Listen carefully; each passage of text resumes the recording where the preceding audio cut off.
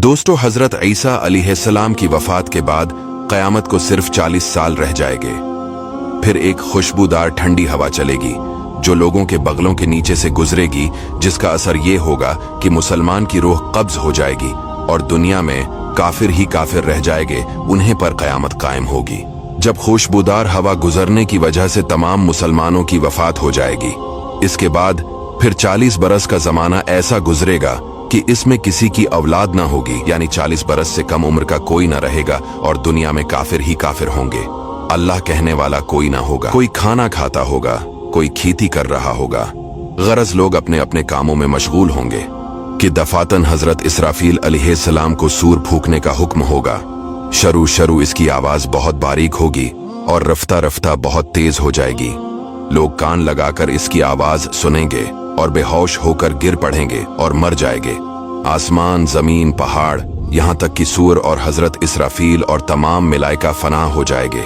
इस वक्त उस अल्लाह के सिवा कोई ना होगा। वो फरमाएगा, आज किसकी बादशाहत है? कहाँ है जब्बारीन, कहाँ है मुतकब्बरीन? मगर है कौन जो जवाब दे?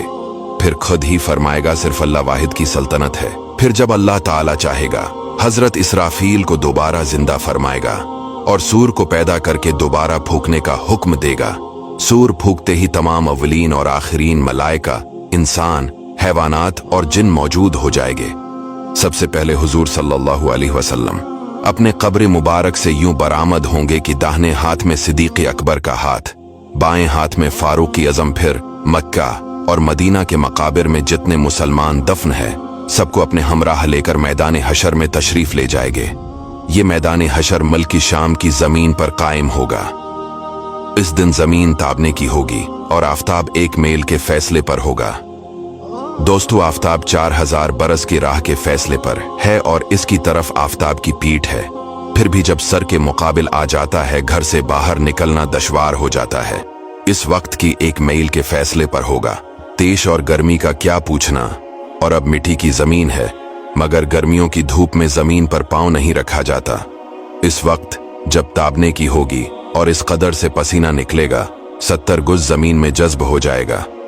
फिर जो पसीना जमीन ना पी सकेगी, वो ऊपर चढ़ेगा। किसी के टखनों तक होगा, किसी के घटनों तक, किसी के कमर, किसी के सीने तक, किसी के गले तक, और काफिर के मुंह तक चढ़कर मिसले लगाम के जगड़ जाएगा, जिसमें वो डबकियां खाएगा। जबानें सूख कर कांटा हो जाएंगी, बाजों की जबानें मुंह से बाहर निकल आ जाएंगी, दिल अबल कर गले को आ जाएंगे। जिसने चांदी सोने की ज़कात न दी होंगी, इस माल को खूब गर्म करके उसकी पेशानी पर दाग करेंगे, यहां तक कि लोगों का हिसाब खत्म हो। फिर बावजूद इन मुसीबतों के कोई किसी का परेशान हाल ना होगा। भाई से भाई भागेगा, माँ बाप औलाद से पीछा चढ़ाएंगे, बीबी बच्चे अलग जान चराएंगे। हर एक अपनी अपनी मुसीबत में गिरफ्तार, कौन किसी का मददगार होगा। दोस्तों, ये है महशर का दिन। इसके बाद लोग तमाम नबियों के पास मदद के लिए पुकारेंगे, लेकिन कोई मदद नहीं करेगा सिवाय हमारे प्यारे आका सल्लल्लाहु अलैहि वसल्लम के। इसीलिए दोस्तों, अपने नबी सल्लल्लाहु अलैहि वसल्लम से मोहब्बत कीजिए।